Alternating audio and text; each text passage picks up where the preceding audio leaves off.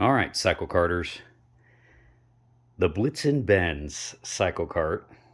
I believe this is the first one, the first and only cycle cart version of the Blitzen Benz. Kind of an obscure car, unless you're into the really early pre-war race cars. Nobody really knows about this one, but it was pretty distinctive.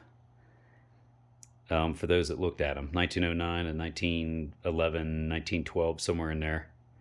We got the nose pretty well sorted out. It's not perfect, it doesn't have that exact parabolic cone shape exactly. It's kind of like an early version of the nose, cross of the early version and then the parabolic, but it ain't bad. I think people will know what I'm on about. Oh, that looks like it started leaning there. I'm gonna have to readjust that a little bit. My hold down there. Ouch, running into stuff. Makes for a shaky video if you're running into stuff. And then let's have a look at the dash. I think I got the dash done.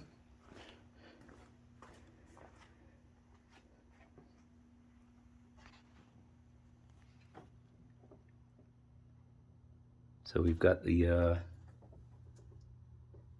badges on there. Not the badges, but the data plates.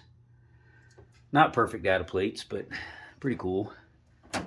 Some Mercedes-Benz branding there. Of course, when this thing was made, it wasn't Mercedes, it was just Benz.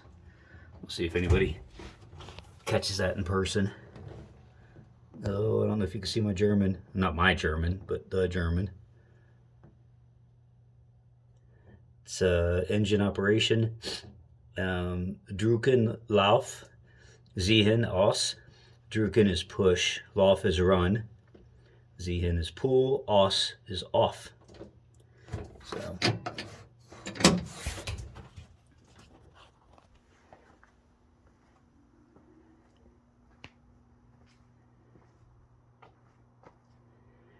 So I got to sort out that exhaust a little bit. I don't like the way the exhaust sticks out there. I don't know if I'll have a chance to redo. I've got a couple different exhaust pipes over there I can cut up and re-weld and try to make it do something different than that. Maybe aim it straight down, or maybe try to do the stinger straight out the back. Maybe. I don't know. But not much you can do about the air intake being the way it is. So when it's on the ground, it actually didn't seem like it was so bad. I suppose I should set it on the ground for a video, but I don't have a lot of room out here in my out front of my shop. Of course, I got a seat cover to go on it too.